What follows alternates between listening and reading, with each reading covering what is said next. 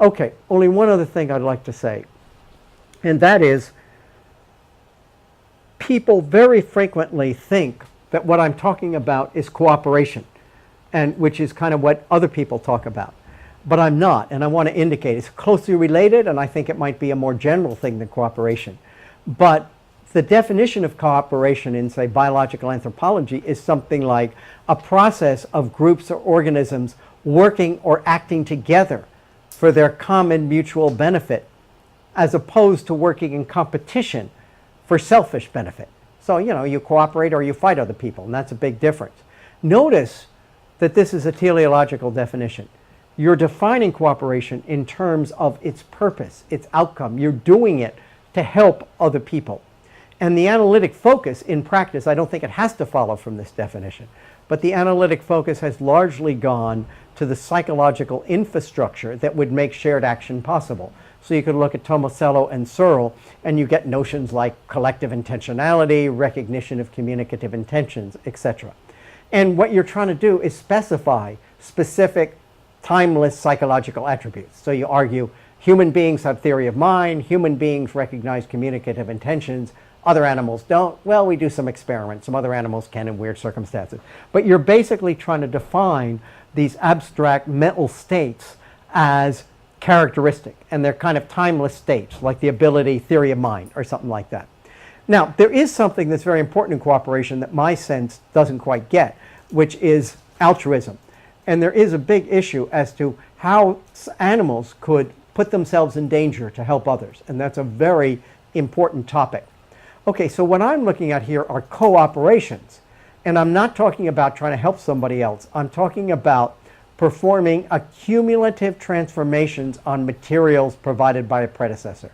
You can use this when you're arguing, when you're fighting with somebody. And instead of trying to look in the first place at the psychological infrastructure, I want to look at the diverse public practices that are used to constitute action.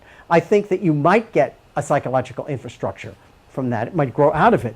But I don't think that the first place to look is the psychology of individuals, but instead public practice. Mutual benefit is not required.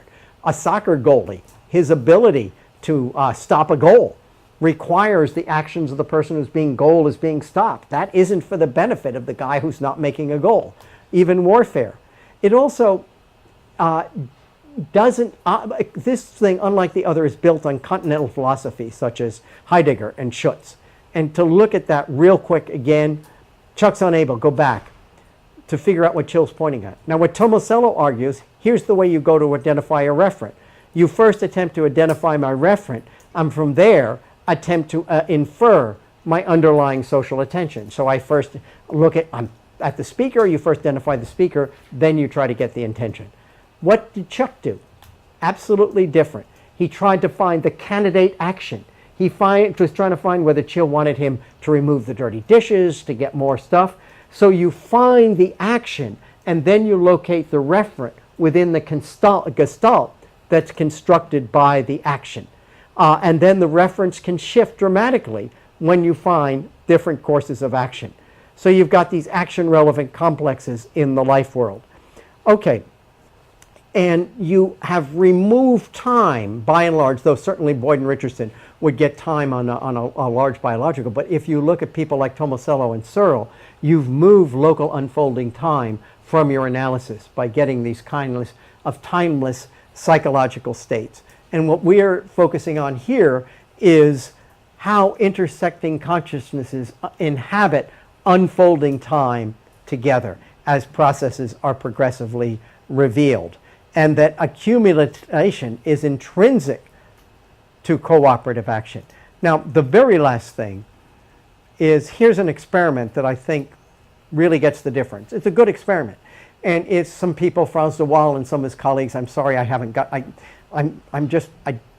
the main author, first author was a researcher in Thailand, and I don't know how to pronounce his or her name, and I regret that. I have a great deal of respect for all the work this researcher did.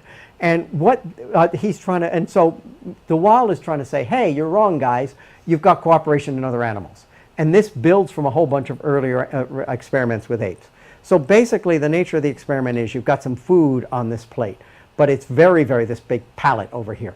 But it's really heavy. and one elephant can't pull it toward him or her by herself. What you need is two elephants pulling in unison to each other.